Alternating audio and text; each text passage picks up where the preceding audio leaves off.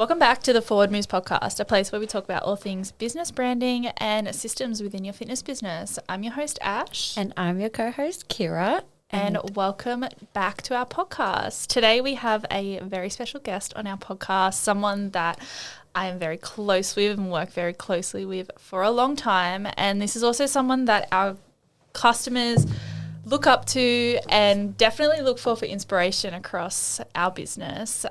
Rachael Toohey from the Female Collective. Thank you, and hello. Welcome. I'm glad to be here. I feel like I mention you in a lot of podcasts. Yeah. I'm like, oh, that's me.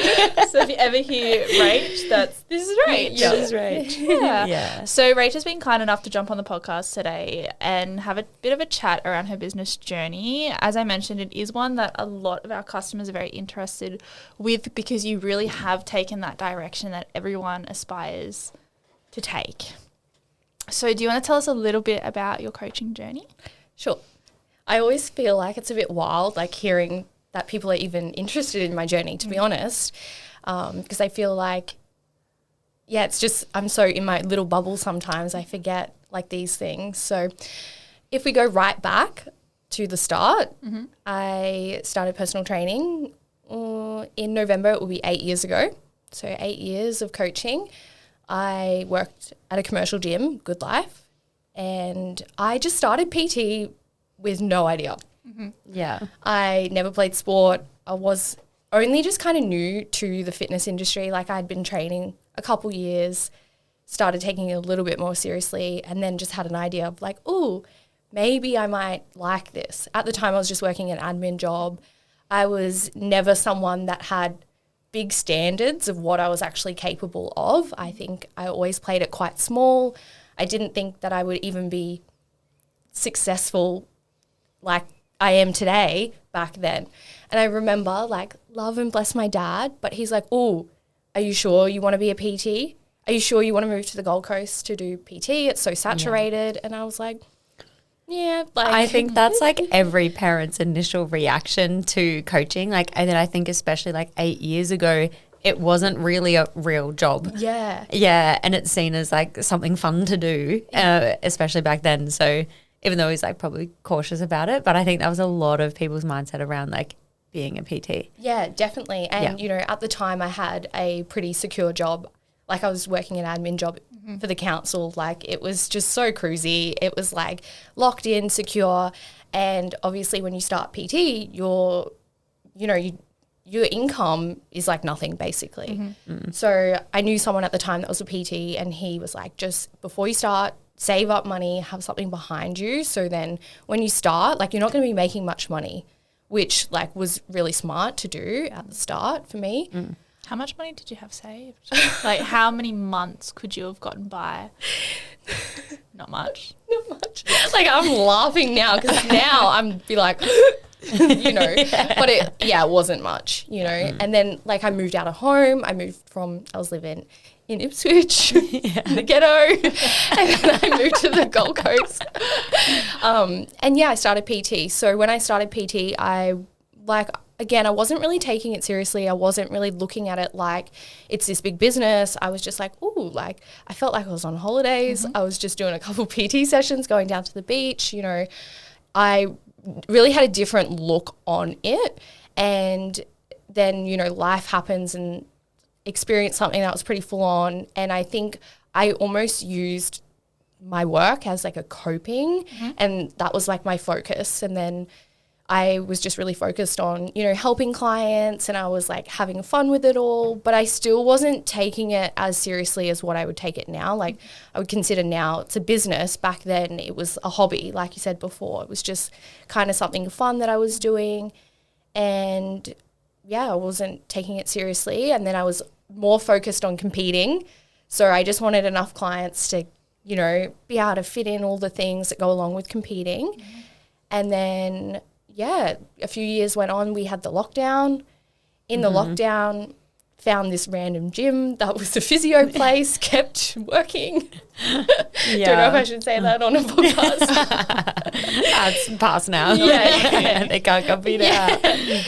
And, you know, in hindsight, I probably should have looked at doing the online thing back then because it was obviously an opportunity. But, you know, I actually just kept doing my PT. Yeah, was online a thing back in the day when you started? When I started, no, definitely not. Or like there would have been some online coaches, but it was more like the ebook style coaching situation. Like buy the PDFs, download Yeah. PDFs, follow along kind of thing. I gotta say, Sweat is around 8 years old. Yeah, I was a victim Me too. of those programs. Me too. I remember having the printed off PDF Yeah. and doing the work. I had it as well. Yeah. Yeah. Except I wouldn't do legs because back then I was like, oh, I can't have big quads. Now I'm like, Oh my damn, I missed God. out on so many gains. And the newbie gains. Oh, if I could go back and have newbie gains. Oh, Yeah. Did online coaching become serious through lockdown? Is that when you really started to transition more into that online component? Actually, no. No? It wasn't until I when I came back, when the gyms reopened, that's when my business, well, I had stopped competing. So I had so much more time, so much more energy. I could obviously think, I was eating properly. You know, I wanted to have more clients. Whereas when I was in competing, I was like, oh, I can't be too busy because I've got all these other things I need to do. Yeah. And I also was like, pretty much dead, like like you are when you're competing. And I'm like, oh, I can't bear to have too many like clients, right? Mm-hmm. And then so when I came back from lockdown, my business just got so busy, like with face-to-face PT. I was never interested in doing the online thing. I always wanted to just do PT, have my own gym, that sort of like that was the focus. that route. Yeah.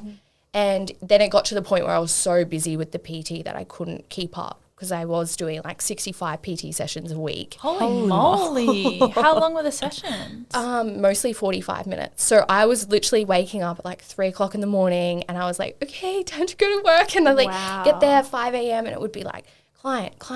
Oh, I got to eat. Like, and then it would, like it was hectic. It was actually, and then I started experiencing obviously burnout from that much work. And that's when I started to go, oh, maybe I should do this online thing to see if I can get like a bit of my life back. And then I actually love that your online journey didn't start until after COVID because so many coaches started in COVID, like because everybody was kind of forced to. Obviously, you had a little workaround that you could keep doing what you were doing, but yeah, that would have been very scary. Going through that and then being like, oh my God, I have no income. Yeah. Which I think is why a lot of coaches ended up going online during COVID times. But it's actually cool that yours didn't. Yeah. Well, like sometimes I look back and I'm like, oh, maybe I should have. But, you know, like things happen in the way that they happen. You know, you can't say should, would, could. Like it's just happened. But I feel like it was still like that journey was so important to me. Like I loved PT.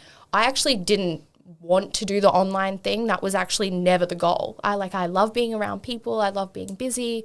You know, I felt like I was really thriving in that gym environment and I just reached the capacity where like I had nothing left to give and, you know, I could feel in my own health that was kind of like declining. Like that's when a lot of anxiety was there. Like a lot of my gut problems started because I was just so busy and I was hardly sleeping and I was eating when I was stressed and, you know, all the negative things of that. And that's when I like started to, you know, kind of look at, oh, I'm actually doing okay at this thing. Maybe I can like take this as a proper business and see like what I'm actually capable of doing. Yeah, absolutely. And then when you decided that you were capable and went online, what was that process like? It was slow, to be honest. And I feel like it was slow because I think the expectation was you're a PT, then you become a full-time PT. Oh, naughty. So I feel like the expectation when you're a PT is like you start as a PT, then you become fully booked, then you become an online coach. And once you're an online coach, then you're like successful, right? Yeah. But I always kind of knew that didn't actually feel super aligned for me. You know, I felt like I took my time with it because I genuinely was loving PT. Yeah. I remember it was a year ago now, hey, where you were we were talking, and a bit of backstory, Rach and I have a very long working relationship. We'll get into that in a second. back from the spreadsheet days.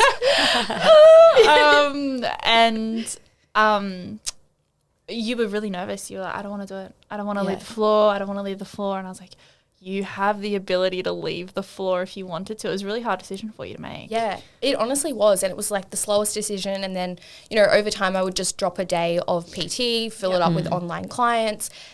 Because I, as well, once you're fully booked out PT, like I had a lot of clients.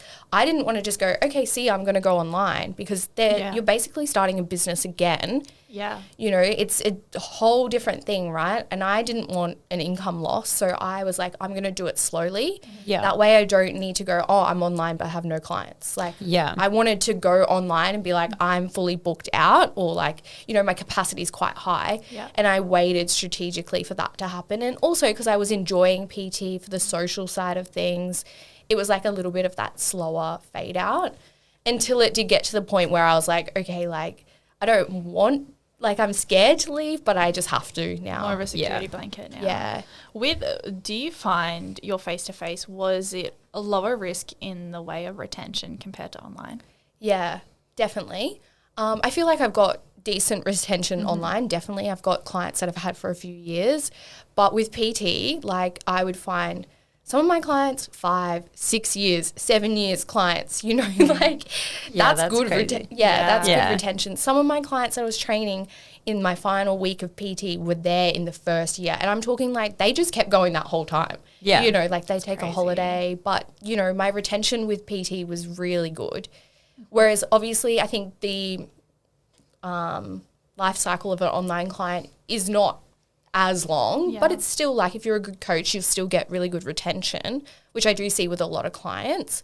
But obviously you're going to get more people in the online space that are just signing up for like a 12-week program. Do you think that has something to do with like when they see you in person, they have that human connection and there's almost like an attachment because you see them in the physical sense, where like compared to online, you can so easily be like, okay, bye. Yeah, I definitely think that plays a part. And then also like with PT, if someone's going through a time where like, you know, life's stressful or like they're struggling and they're not able to be consistent with their diet and their training, they're still coming in and they're still getting that good like workout. Yeah. And they're like, yep, that was...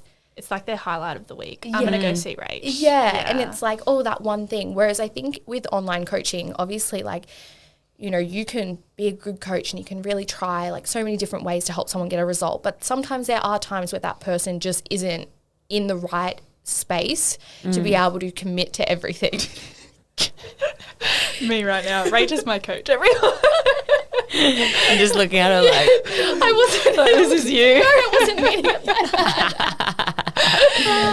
But that's true, right? And then so like obviously in online coaching, like if you're in that phase where it's like everything is a little bit harder based on life circumstances, you're probably going to feel like you're getting less out of the service because it's like, oh, I'm submitting a check-in and oops, I haven't done it. Oops, I haven't done it. Whereas like with PT, if you're off track, most people are still committed to it because they're coming in and they're actually getting, you know, the workout. And even though you're still getting the coaching program and the meal plan and stuff like that, it feels like there is like a little bit more value that they get. Cause and plus no one likes to be like, oh, fuck, I've been saying for 6 weeks I want to do this and I'm not, you know. Whereas in PT, they're just like, hey, this is what I did on the weekend and let's do this little workout. Yeah, you know? And it's kind of like almost like a little mini reset. They're like, I've made it, I'm here, someone's expecting me, so I'm going to make it there because that person is making sure that I'm going to be there and be accountable and I don't want to let them down. Yeah. Where like when you're online, it's like, well, you're only letting down yourself. Really. Yeah, I think as well, a big reason why you would have retention too is you actually take calls with your customers. Yeah, and I was just about to say, like, even though, like,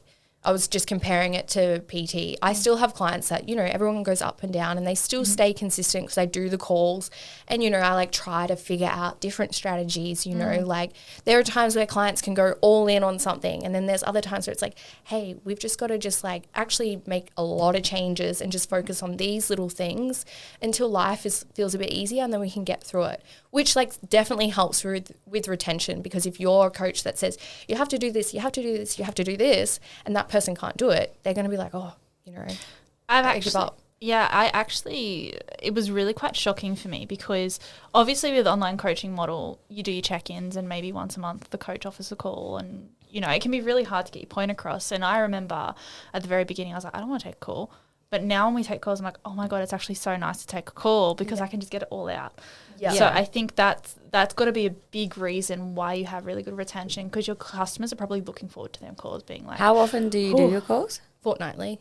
Yeah, okay, so fortnightly calls. Yeah. I find it quite rare to do frequent calls like that with a coaching offer. Yeah. I don't think it's like, I definitely know like coaches that do it, but it's not like common. Yeah. More common is monthly. There's a big headspace in the industry at the moment around as little work as possible for the most money, whereas you kind of do it the opposite way where it's I want to spend more time with my customers because you genuinely care about your customers. And there's a Yeah, and I know what you're saying because I feel like that's never aligned for me. Like I've always kind of been like, you know, I'm a coach. The point is coaching, you know, like how am I going to help this person if I'm going, oh, I've got to get this done as fast as possible so I can fit as many people in as possible, right? Like, sure, that's maybe like a business model that some people might do, but if you want to get good results and help your clients actually maintain their results, have client retention, like your clients can tell how much you care.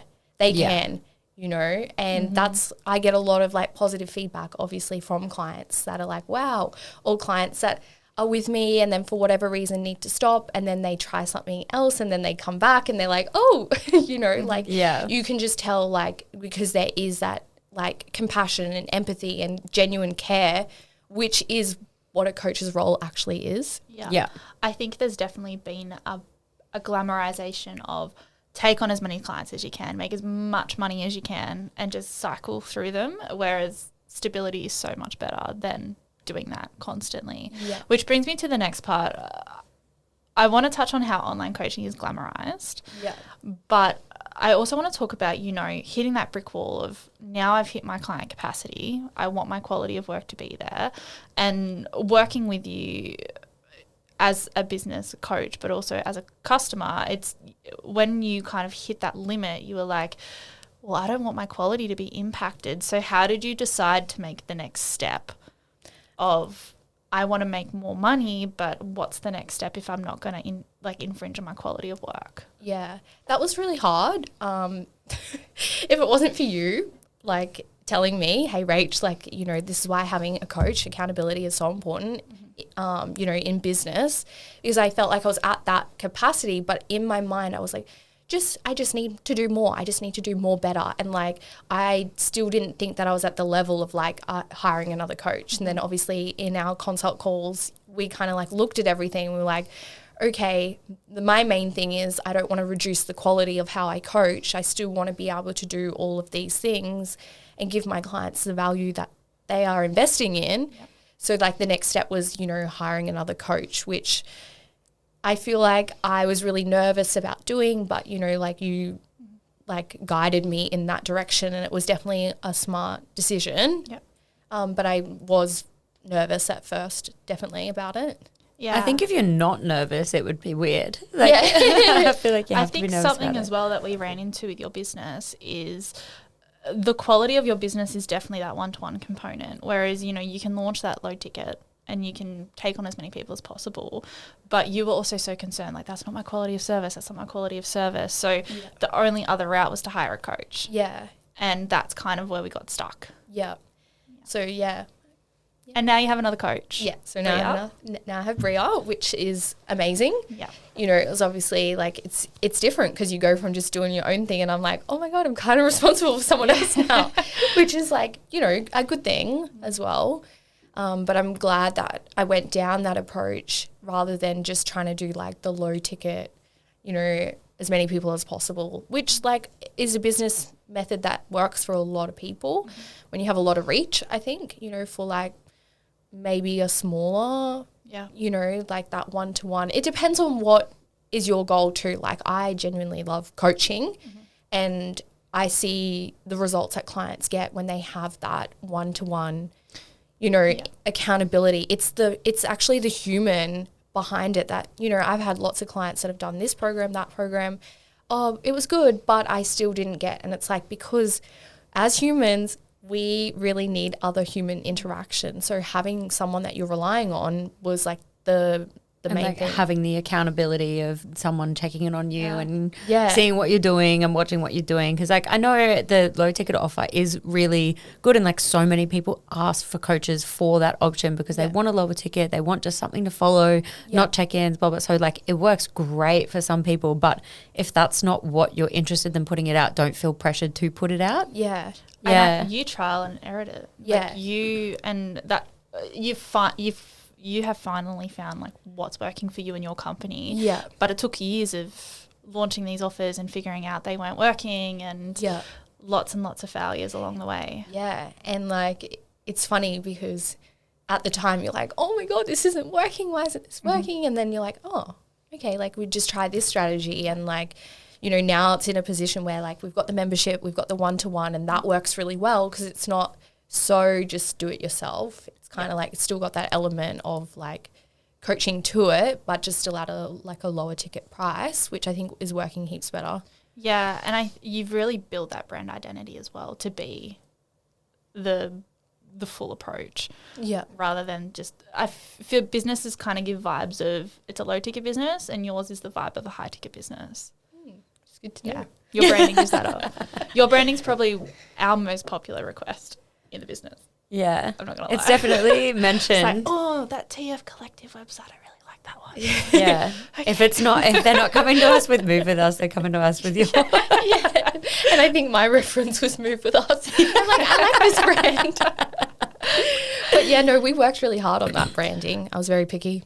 But you've also gone through a lot of processes with your branding too. And I think this is where a lot of disconnect kind of happens, because you went through like a 3-year journey of figuring out what your brand was. Yeah. And now when you click on your website, it gives very elegance and high ticket, because that is what your business is now. That's the personality of your business. It's a personalized business. Yeah. Whereas before it was kind of like trying to figure out where you're sitting and what colors to have lower ticket, and big process. Yeah, it was definitely a big process. But I think as well, like I wasn't clear and I wasn't certain at the start. Mm-hmm. I was just like, oh, yeah. Whereas, like, when you guys redid my website as well, like the most current branding, it was like, I like this. This is what I want it to look like. I had a vision. I, like, knew the aesthetic. I was very much, like, clear on what I, like, wanted, which obviously makes it turn out better, because I know I'm not just saying, hey, can you just make it look this way? Yeah. And then, you know, being like, oh, I don't like that. You know, it was like I was probably did a bit more research. Yeah, took years. Yeah, it took years. Yeah, years and years. Yeah, So, no, I've literally had so many. I had pink branding, I had blue branding at one point, I had this, and now it's like black, white, beige. And green. And green. And green. and a little bit of green. Little tiny weeny bit of green. I feel like every time it was like, oh, can we reduce the green just like a little bit more? And we're like, we've got to have some of it. We should probably talk about our journey and what we've done together. Yes, So yeah. it honestly goes back to Soul Trader days. It does. Yeah. I remember you had a rainbow coloured spreadsheet. Yeah.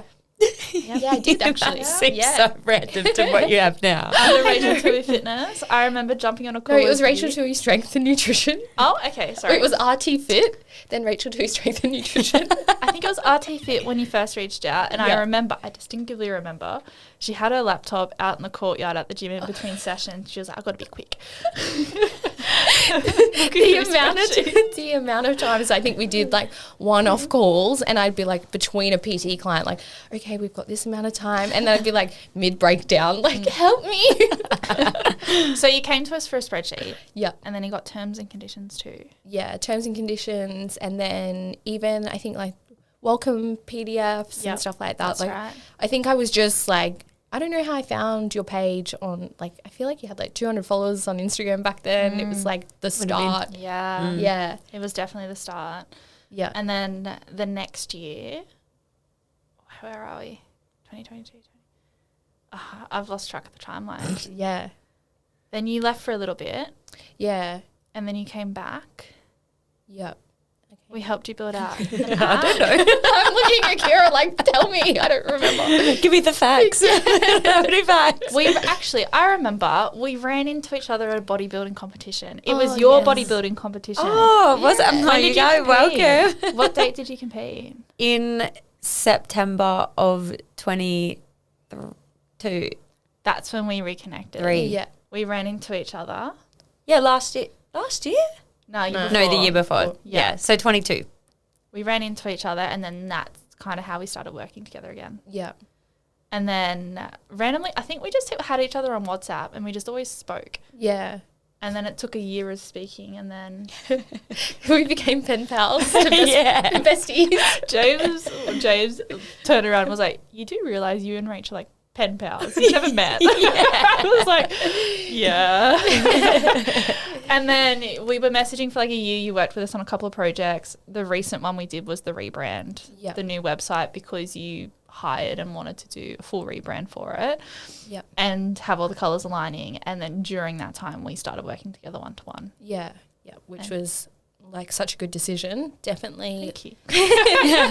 Definitely made a lot more progress once, like, you know, I had that accountability. I had a coach that was like, okay, you're saying you actually want to do these things. Let's make them happen. Instead of just having all of these ideas and being like, oh, well, I have no time to action any of it because I'm too busy with my clients, which is true. That's what the reality was. I was making no time to work on my business. I was just spending all my time in the business, Yeah. which was still necessary. Like, you know, but it was definitely a pivotal moment starting, especially the one-to-one coaching. You know, I think the year before we did the other app.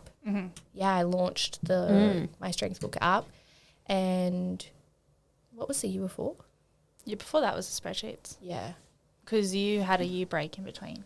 And then we, completely refreshed it all this year. Yeah, because that was back when everyone would you'd have your client and they would type in their macros into the spreadsheet and then it would copy across. Yeah. I actually loved that. I love that spreadsheet too. I used it with Yeah. one of my coaches. And like so many coaches love it. Like, Yeah. that's so fun to still be on spreadsheets if you like it. Yeah, 100%. I just definitely find that you've got two different types of clients. Yeah. Some clients will fill it in, they love it, they're like, I love seeing the numbers, you know, matching.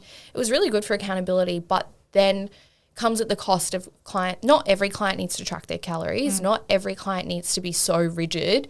So it depends on like your demographic of clients, you know. It's definitely easier when it just gets pulled through a software, but I feel like there was almost a level of like more accountability when the client was entering in the data, because then they're like, oh, I actually did that. So, I mean, if you're still using a spreadsheet, there's still definitely work. It just depends on your client. Yeah. Absolutely. What do you find there is a lot of value in a long-term business relationship? Yeah, definitely. Yeah. You know, having one person that actually understands your business and understands you as a human, I think is really important too. Someone that you can trust, that you can rely on, that you can like, you know, you've got that person that you can actually communicate how you're feeling, you know, what's going on, you know, to help you to talk some sense into you when you're having a mentee B. Yeah. It's so funny because like you're pretty much explaining having a business coach the same as having a coach. Like and sticking with the same coach for a long period of time is to like for them to understand you and know how your body works, and it's like kind of the same. It's like full circle. It definitely is. There's a lot of talk around having a business coach for a phase, but I'm a really big believer in long term because there's not one thing I don't know with your business now. Yeah. And it's like we can fix it straight away, and it's so valuable because I've had a long-term mentor, so I see the value in it as well. Yeah, definitely. Really It's helps. like rather than having to start like working with one person, it's the same like you said with the fitness coaching. Like if you have one coach and you do a 12-week program, they still have to learn about you at the start. Yeah. You have to start implementing things. Sometimes like things take time. Teething process. Yeah, exactly. So like in business, it's like the same. You know, if I was just hopping from coach to coach, and I actually probably wouldn't be where I am today because I'd be like restarting a little bit every time. Instead of like actually having someone again that I can rely on and that understands my business. So if I'm worried about something, you can be like, Rach, it's okay. Yeah. It's all good. And I tell you that. If I'm worried, I'll tell you. Yeah. Because you don't need to worry unless I'm worried. Yeah. And it's one of those things too that like it takes a certain amount of time for things to start impacting and make effect and things too. So if you're chopping and changing all the time, then like you're not giving it long enough to process and have the changes that it needs to make. Yeah. Which is so relatable in both circumstances. It really is. Yeah. So it really is. And I think it just goes to show, don't discredit building a relationship with the customer, because we built a relationship over 3 years before we actually started working together. Yeah, exactly. Because then you're like, I actually trust you now. Yeah. I was going to say there's a big thing in like not giving something long enough to process, but also like you need to make sure that you vibe with the person that's also looking after your business. Like if you don't have that commonality or like you get along with them or what? Just yes, I'll explain after you talk. Yeah, so if you don't actually have that person, like you don't have that connection with the person who's got the insight into your business and things like, there's absolutely nothing wrong with looking for a business coach that is going to help in the right aspect. But yeah, so don't be scared to change because it's like, oh no, I've been told I have to stick it out. Yeah. Obviously, find the right person. Yeah. I just feel like there's a lot of value in, you know, like you said, I think because I bought the spreadsheet to start with because I think that's what you're offering. Then you know, I was always going onto your website, what new products do they have? Like, I don't know how to do any of that. Yeah. So again, there was that trust already being built. And I guess that goes back to like the same way that coaches, you know, we worry about giving away things for free to potential clients, but they, you know, obviously I paid for the spreadsheet, but same thing. It was just like a one-off thing that I got. And I didn't need the business coaching back then, but it's like I still trusted you because I'd worked with you. I was like, oh, that was really good. That was really helpful. What else can I get? You know, similar to how like, you know, you need to do those free things or the cheaper things because clients will buy it and they'll go, oh, and then they refer back to you later on. It's like, oh, I'm ready for a coach now. I remember I got that really good thing from her. I'll go back to her because I already trust her now. Yeah, and I think as well, I will touch on why I was laughing in 1 second, but it wasn't a sellout either. It wasn't like you need this product. It was more like oh, you can have it if you want. Yeah. And it was kind of in your own pace, and that's really important to, I feel a lot of, you know, you want to build your numbers quickly in business, and I think there's a lot online around overnight success, and it's just not a thing at all. It's funny, we had a conversation in the car and I was like, oh. And if you let your customer go at their own pace, they will trust you and that will turn into a long-term relationship. Yeah. I think that as well about how people be like, oh, I'm getting all these followers, but like no one's purchasing or signing up, and it's like they need to follow you and become like almost like your friends, and they need to learn about you and trust you before they can tell you what their nutrition and diet and training is like and let you into their mind. Like they're not going to find you and be like, yep, I'll tell them my whole life story. We get this all the time. They're like, oh, I listened to all your episodes, I've been following you for a year and I think it's the time. It's like you build that trust over so long. But the reason why I was laughing is because we're just on this vibe length at the moment. It's just like anxiety memes all day, every day. One person that knows exactly what you're going through. So I want to jump into online coaching because it's definitely glamorized as being the end goal in business because there is a form of flexibility that comes with being an online coach. But I know that you definitely had your struggles with online coaching. Yeah. Yeah. So I think what a lot of people don't understand, and you can correct me if I'm wrong, but there's this whole goal of I'm going to become an online coach. I'm going to become successful. I'm going to be so happy because I'm going to have all these clients. And I'm going to have all these clients and all this free time. Yes. And then it's like you get into it and then all of a sudden you're a business owner and the whole business model changes. And then all of a sudden your attention's not there. Yeah. And you spend all day, every day alone in a room on a computer. Yeah. Well, I recently just literally had this mental breakdown. If you've seen my Instagram stories. But yeah, like I definitely noticed like a significant change in my mood recently from working at home online. I think because I was so busy with PT, when I was in the gym, I almost like unconsciously neglected my like social life, my friendships, because I was talking to 65 girls every week. And when you get to the weekend, you're like, I do not need to see one more person again, you know? So then going to online, it's like, obviously I'm still talking to heaps of clients, but it's different. It's a different energy. Yeah. And it can become a bit stale. Like if you're waking up, like I love my life. I have so much to be grateful for, but I felt like I was getting in a bit of a rut where all I was doing was going to the gym, coming home, sitting on my computer. And then I was like in this little crisis where I'm like, I never wanted to be have a desk job. Now I'm just sitting on my own, you know, and then it's like, you know, riding the emotions of like that experience. And I think because I initially like was unsure about the online business, like I always sort of saw myself like owning a gym and being face to face with people, which I would still love to do, you know. I've just got to focus on the end goal instead of getting carried away with the day to day and like making sure that I'm not comparing myself of like this person in this business and this, because again, it's not an overnight success. It takes time, and, you know, I'm still making a lot of progress. It's just you've got to, same thing as we say to our clients, you have to look back at like, oh my God, last year I was doing this and the year before I was doing this. And, you know, you really have to reflect, because you will, or you can, if you're not conscious, get swept up in like, you know, what you should be doing or where you should be at. Yeah, definitely. And I think I can really hard relate to what you were talking about like being stuck at a computer and being at a desk job, because like I got the same thing where I kept saying like I need an office to go to because I'm starting to go insane. Like I don't want to have to do all of this stuff on the weekend and I want to just relax at home, but I've been at home all week and I'm like, I want to be able to enjoy being home, but I'm like, these are the same four walls I've been looking at. And because I very much would then be like, oh, well, I'm at home, so I might as well just do this thing, or I might as well just write this program, or I might as well.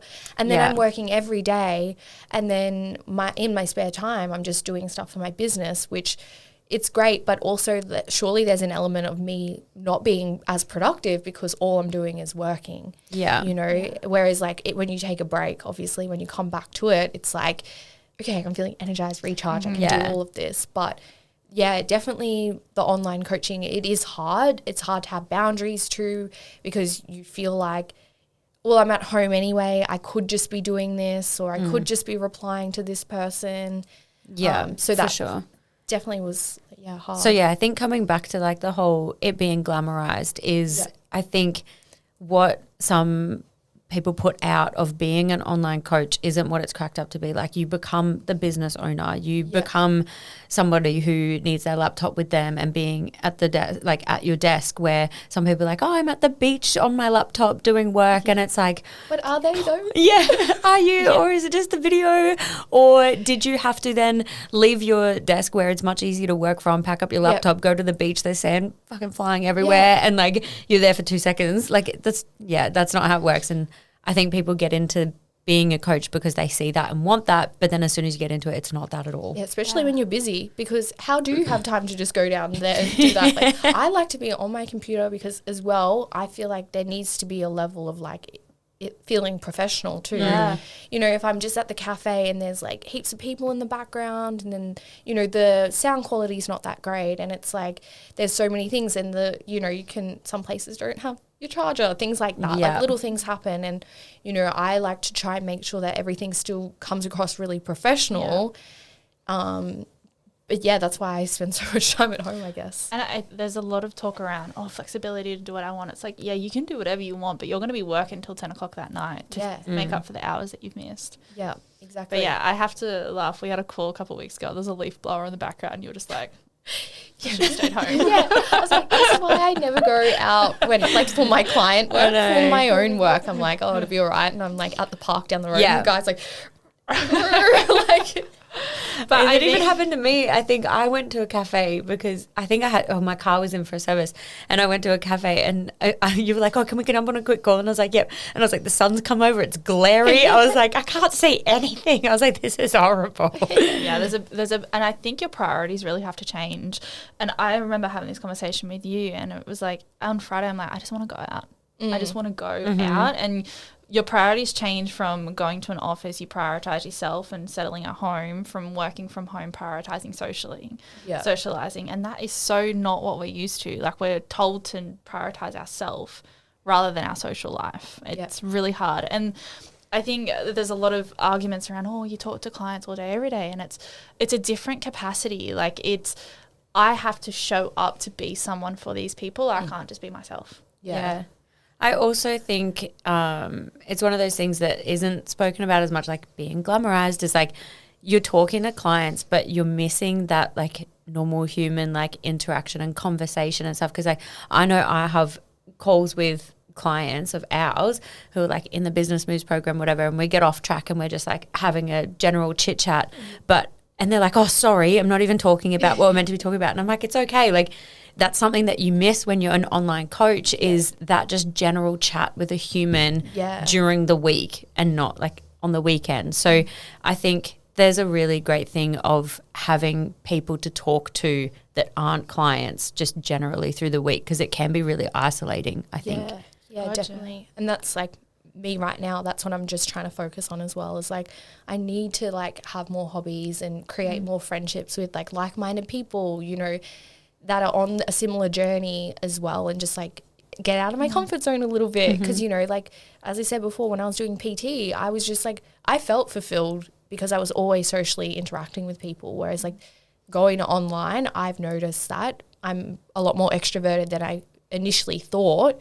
I do thrive on being busy and having lots of like conversations. You know, I'm at Coles and I'm like talking to the person at the register, like, hello. You were telling me about how you have chats with your coffee guy. Oh, yeah. I said to him, I'm like, you're like the only person I speak to in real life today. Like, obviously, Jessie do. Yeah. But, you know, like, it's just, that's definitely something that I kind of probably wasn't prepared for. Yeah. What have you done recently to help with those feelings? If you can give anybody, like, well, because I kind of only just came to this realization literally last week. Like, I knew I was feeling a way, but I was feeling guilty for feeling this way, because I was like, wow, I've got something that I want. I've got this online business and it's thriving and it's amazing. And it's like, oh my God, why don't I feel fulfilled? Yeah. You know, like there's, again, and I think that comes back to like society's expectation of what being being a PT, the progression is like, you know, PT, online, you're successful.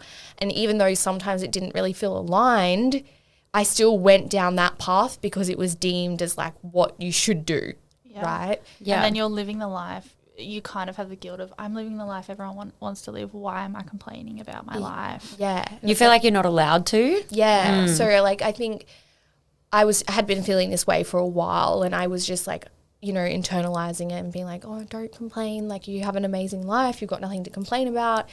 But I was feeling like really unfulfilled. And I was kind of feeling like, have I made a mistake? Why did I do this? But again, like, I think I just need to put more effort into other things outside. Because when you're a coach and your hobby is the gym, and then it's everything is about gym, it's like you got to have other things too going on outside of that. Otherwise, you know, your biggest hobby is still your work as well. Yeah. I think it's a big lesson in entrepreneurship as well, because when you move into that online space, you become that entrepreneur.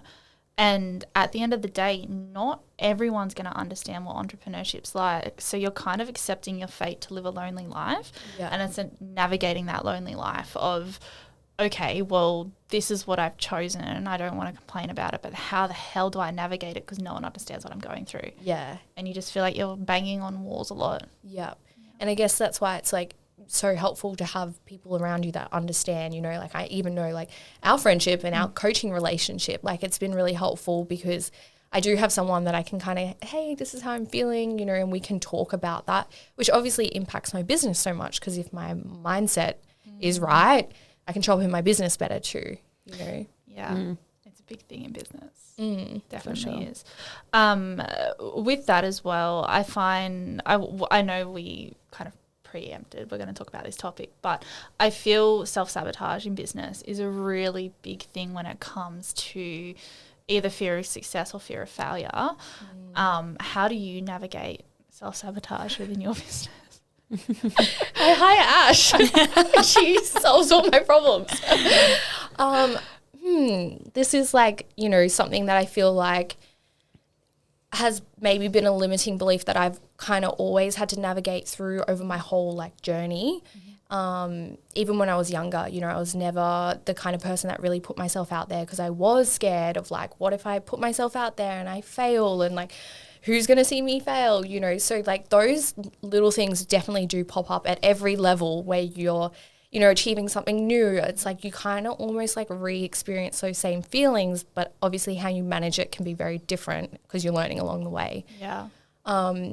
And it's kind of like with clients too, you know, they self-sabotage when they're getting close to their goal, and it's like, oh, like I'm close, but so I can take my foot off the pedal, things like that. Mm-hmm. So how I would navigate it, I cry about it. No. I feel like it's just good to reflect back on like, you know, past like wins and like, again, just compare back to the start and like recognize that you're actually progressing. You know, having a coach, I think like that's been the main thing that's really been helpful for me, because I like do have a tendency to be quite hard on myself, and it's like, just keep pushing, do this, do that. And then sometimes it's like the fear of like, is it going to work out? Mm-hmm. What if it doesn't work out? What are people going to think? You know, like that definitely does pop up. But I think having someone that I can rely on, and just like, even like I see a psychologist, which has been really helpful as well, because I think that's important, you know, because if you're looking after your mental well-being, you're going to show up in your business better too, instead of getting carried away by like things where you're sabotaging yourself. Do you think your mental health and emotional health is the hardest part of business? Yes. Yeah, I agree. It definitely is. Yeah. Because Kira's the person I turned to both of you, actually. I've got two people in the room. It really is. Like, you know, we can, and we always talk about this, we can implement any strategy tomorrow, but if we're not emotionally ready to take that strategy up, there's no way the business is going to grow. Yeah. So I think it's important to like obviously work on your mindset and those limiting beliefs that you do have. I know like sometimes it can be a fear of success. Mm-hmm. Like that can bring up a lot for people. I know that's something for me that I'm like, oh, like what will this person think if I have this thing, or if I, you know, like those limiting beliefs, especially like coming from a family with not much money, and it's like you're greedy if you have a lot of money. That's like trying to hold success can be hard if you're not managing like your mindset. Yeah, for sure. I think like it's almost like frustrating that you want to be like remove the word fail, because like nothing is actually a fail. Yeah. And it's so hard that you can be like, oh my God, what if I fail? Everybody's going to think I'm bad and I'm horrible, I'm stupid, and like all these things. And it's like nothing is actually failing. Yeah. Where I think there's a big impact in like trying to get your head to think that way, instead of that like trying something and it not working isn't a bad thing. Yeah. And that's something that I'm still learning is like, it's okay, and I just need to detach from certain things instead of putting so much pressure on myself, because I think that's something that we all do, right? Like you get attached to this one outcome, and if it doesn't work out, you're like, oh my God. Yeah, I think I know you can talk a lot about this. Caring what your peers think in the industry is the biggest form of self-sabotage. Yes, actually that's a big one. And it's like you're not even you shouldn't even be talking to them. You're talking to your clients. But sometimes in the past, I feel like that doesn't show up for me as much now, but in the past it definitely did. Like, especially because I had a coach when I was doing my comps, and I found he was really educational. He was so smart. I was like, whoa, well, I'm not as smart as him, so I can't charge that much. I can't say that. What will the, like, and he wouldn't even thought anything of me in that way, you know, but it was like a pressure of me, or like, should I say this? What if this person that is smarter than me thinks that I'm not smart enough? You know, that was definitely something that I, you know, experienced. I just went on an unfollowing spree. I was going to say, how do you handle it? Yeah, I just unfollowed. I saw this post on of this girl, and she was like, I'm unfollowing everyone.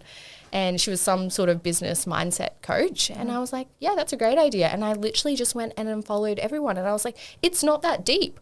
Why did I care so much? I used to let it trigger me, but now I tend to unfollow people just because I'm protecting my own health. It's nothing against you. Yeah. It's protecting my own sanity. Yeah. And honestly, I just spend so much less time on my phone. Yeah. Because there's not as much to look at. Less people to look at, less profiles to go through, less time and spent. less comparison as well to like, oh, what's this business person doing? What are they achieving? You know, and like some people talk shit online, you know, like what you're comparing yourself to may not even be their reality. Yeah. You know? I think, like, comparing yourself online too, I think you can really tie that back to the struggles that you've gone through with online coaching. Yeah. The amount of coaches that genuinely come through us, they're like, oh my God, like, this profile's amazing. Like, I want to be like her. And it's like, she's going through it too. Like, everyone's going through it. And as you just mentioned, like, online coaching is so glamorized. I think, like, you can still follow people to get, like, ideas or thoughts and, like, using it that way. But as soon as you start to look at them and think negative thoughts about yourself from looking at them, then that's probably not the energy you should be putting your focus into. Yeah, totally. And like, look, I wasn't like sitting in there and like obsessing over other people's profiles. I just noticed that I was following a lot of people and I was seeing so much of the same content that then I was questioning the content that I was making, because I was like, well, everyone's saying this, but the reality is we're all coaches. We're all going to say the same thing. You know? So like, well, not the same, but you know. Yeah. I think that's why your brand is so strong, because you just show up online and you really don't, you've got your blinders on. You don't care. Yeah. It's just, I'm posting for the female collective and that's who I'm posting for, and you've always really been like that. Yeah. I mean, there's obviously instances, and I do it too, where you look at other people and you're like, why aren't we doing that? But you've always had them blinders on. Yeah, because at the end of the day, it's just for my clients anyway. And something that I had to remember a few years ago is I'm not trying to impress anyone besides my clients, or not trying to impress them, but, you know, like, I'm only trying to speak to my clients. So why am I worrying if someone thinks that I'm not smart enough, you know, or whatever? Because when you are on social media, you want to speak in basic terms. You want to speak to your actual client, because they'll read it and go, oh, I actually understand this. I'm not needing to read something that I can't say the words to because it's all like, you know, too technical. Yeah. You're actually just speaking to your ideal client, and that makes them want to work with you because they're like, oh, she sees me. She hears how I feel. You know, I want this coach. This person's going to actually be able to help me. Yeah, I love that. That's really nice. Because, like, you're not trying to show up and be the smartest person on the internet. It's like you just want to be able to help people. Yeah. So putting it in layman's terms is in turn going to help your business even more, because people don't want to say, I don't understand what you mean. Yeah. So being able to put it in simple terms would be really helpful for people. Yeah, definitely. To be able to like that. Yeah, I love that. Sorry, I've just lost my train of thought. Yeah. I want to really quickly jump into the expansion of TSE, because it's been a process, it's been a big process. And I think, you know, as I said, this is a lot of goals when it comes to coaches. They want to have lots of coaches underneath them. They want to have a company, and at the end of the day, they want to come with coaching and run that company. What are some of the shocks and, I guess, lessons that you've learned of, okay, now I'm responsible for a team? I think it was just a shock in general, like, you know, having just not like a fear, but also like you've got someone else that you're like, someone's depending on you to help them grow their business. Well, not for them to like grow in their coaching. So you're responsible for helping them get leads and get clients and stuff like that. So, you know, there is more pressure there, because when you work for yourself, like say you have a more quiet period, it's like, oh, you know, like that's fine. But with another coach, like, you know, you want them to be thriving. So there's that pressure there. You know, I feel like it's been easy with Bria because I feel like she was just the right fit.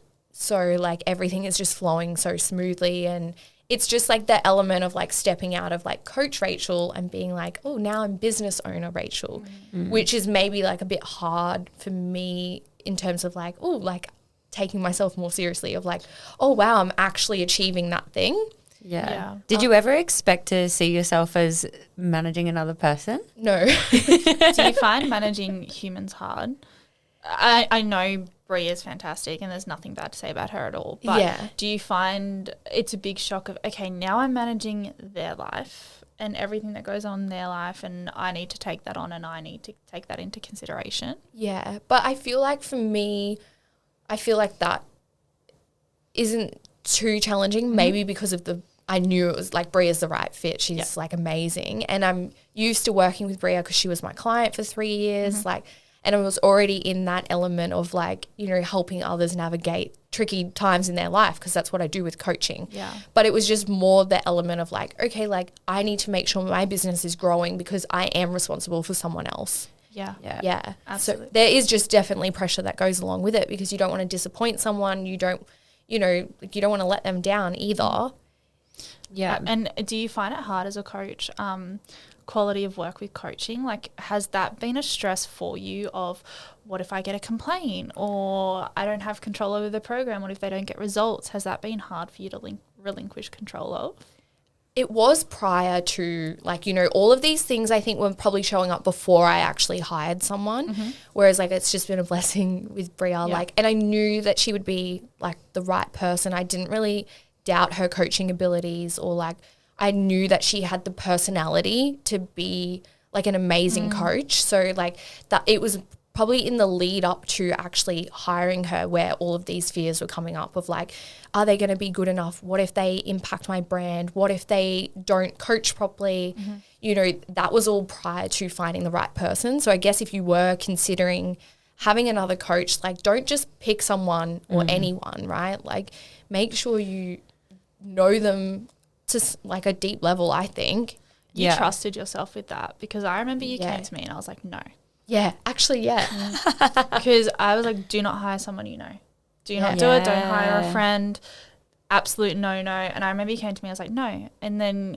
Because I reached out to Bria, actually, because I put a thing out and I had a few girls inquire, and I think I looked at it from the perspective of, like, I knew Bria was new to coaching, but I knew that she would be an amazing coach. And you can teach someone, like, all these skills in business, but I feel like you have to be, like, you can't teach someone to be a good, genuine person too. Like, I knew she already had that.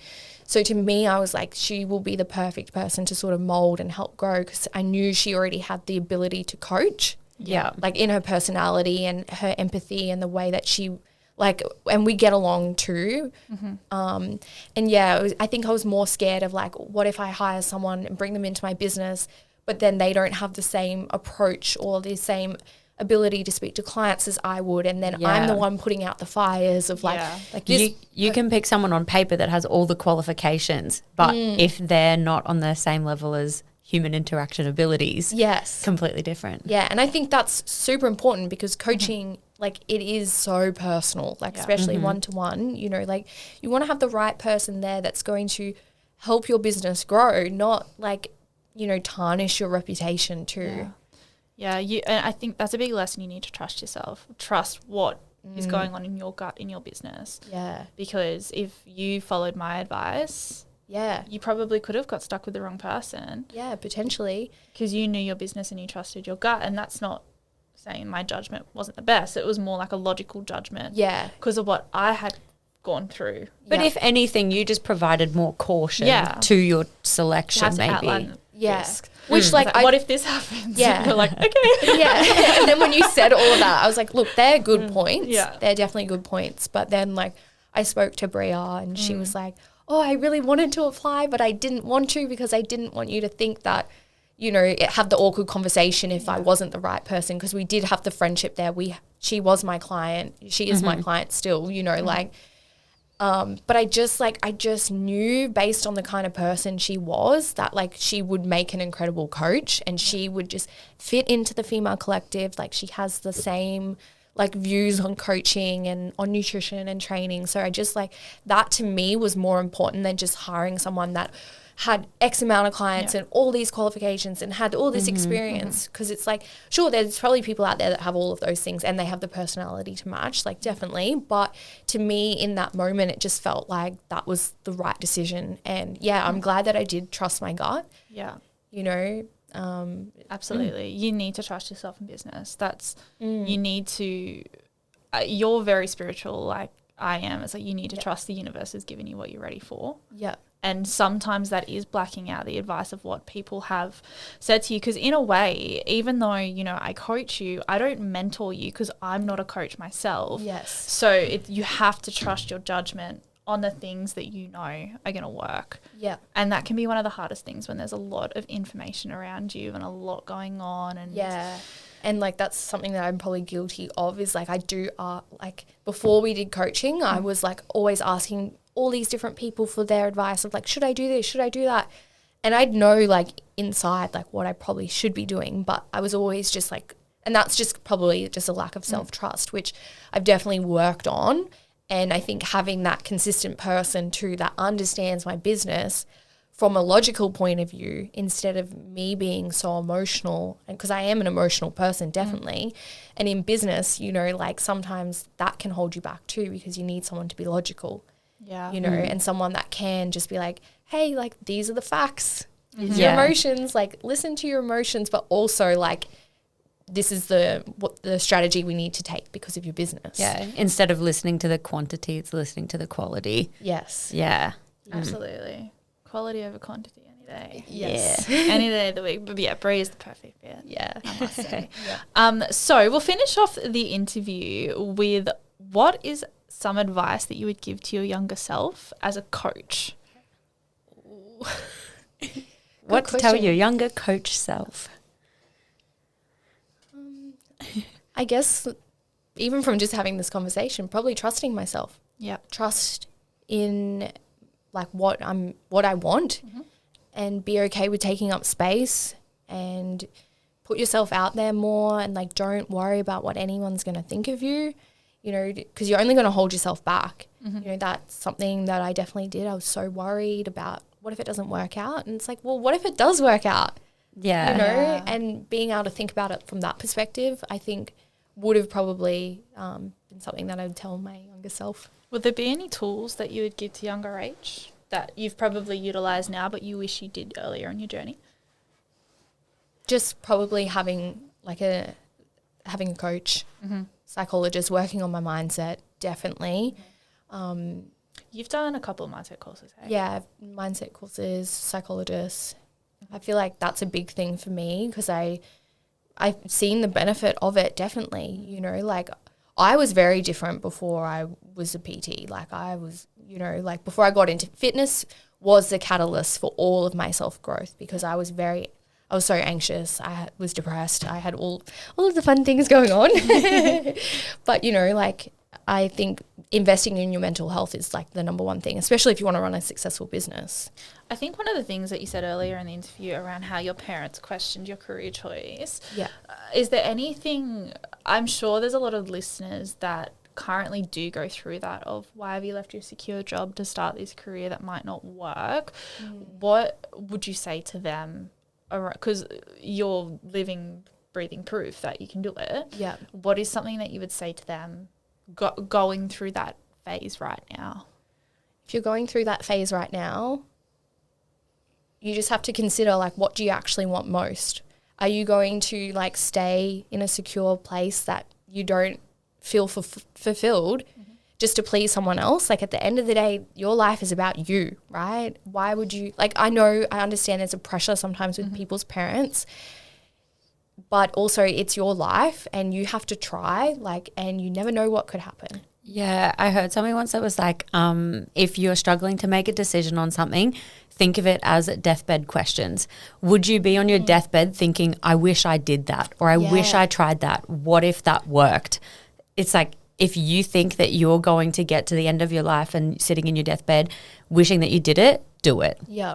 And I've never been certain on a lot of things. I've just kind of been like, I might See do how that. it goes. Yeah, and it's never been like I need to do this and I need to have this. It was just You don't know if you don't know if you don't try. Yeah, and I was like, I'm never going to know unless I just try. And luckily, I am just someone that, like, despite everything that goes on, I do always end up just doing what I want to do, even if it takes a while to get there, you know. And so just trusting in yourself and, like, be okay with maybe disappointing someone if you have to tell them, hey, like, this is actually my goal and I know you want me to stay in this secure thing, but that's not bringing me joy and I need to try. I need to go and explore things because you might as well, especially like when you're young, go try that career because you never know where it could end up. Exactly. Yeah. I don't think there's any harm in chopping and changing. And I think there's like a big stigma around like, no, you've got to like pick what you want to do when you're in year 10. Yeah. And then you've got to do that course, go to uni, like all this stuff. Like, I'm the biggest person to have tried like a million different jobs and it's led me to exactly where I am today. So I think, that's a great advice to give, is just like chop and change and see what works for you, as long as it's making you happy. Yeah. And don't listen to what other people have to say. Yeah, definitely. Beautiful. Thank you so much. That's It was okay. actually such a great episode. I really enjoyed that. Let everybody know like where they can find you and follow you. And Yes, so my Instagram is just Rachael Toohey with 2 Y's, because they changed my Instagram name, and then when I came back, turns out there's another Rachael Toohey. rude. Yeah, and then the Female Collective, like the .female.collective. Yeah, my business page. But thanks so much for having me. It was fun. Thank you for coming, and we will see everyone next week. Bye. Bye.